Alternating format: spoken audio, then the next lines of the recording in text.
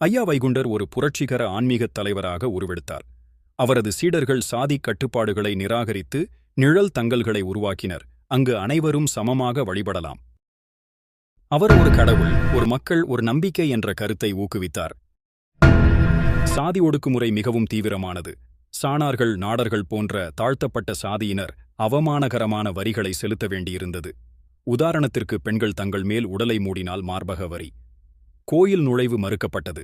அவர்கள் உயர் சாதியினருக்கு முன்னால் ஆபரணங்களை அணியவோ அல்லது சரியாக உடை அணியவோ முடியாது. ஐயா வைகுண்டர் மற்றும் திராவணக்கோவை அரசியலுடன் மோதல். ட்ரவான்கோரே அரசாங்கம் ஐயா வைகுண்டரை புரட்சிச் செயலில் ஈடுபட்டவர் என்று கருதி கைது செய்தது. அவரை சிறையில் வைக்க முயற்சி செய்தாலும் மக்கள் அவருடன் இணைந்து போராடினர். இதன் மூலம் அவர் சமூகத்தில் மேலும் மதிப்பை பெற்றார் மற்றும் மக்கள் விடுதலைப் போராட்டத்திற்கு ஈடுபட்டனர். ஐயா வைகுண்டர் பிரிட்டிஷ் ஆட்சியாளர்களின் அதிகாரத்திற்கும் ட்ரவன்கோர் அரசாங்கத்தின் கட்டுப்பாடுகளுக்கும் எதிராக மக்கள் உரிமையை காக்க செயல்பட்டார். இது ஒரு சமூக விடுதலைப் போராட்டமாக மாறியது.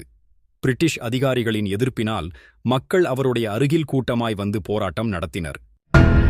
ஐயா வைகுண்டர் 19ஆம் நூற்றாண்டின் இறுதியில் தமிழ்நாட்டில் தோன்றிய முக்கிய சமூக மற்றும் மதக் கலைஞர்.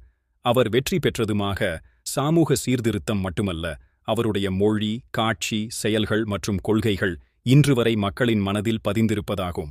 ட்ரவான்கோர் அரசும் பிரிட்டிஷ் ஆட்சியாளர்களும் எதிர்த்த போதிலும் அவர் மக்களை ஒருங்கிணைத்து சமூக மாற்றத்தை ஏற்படுத்தினார்.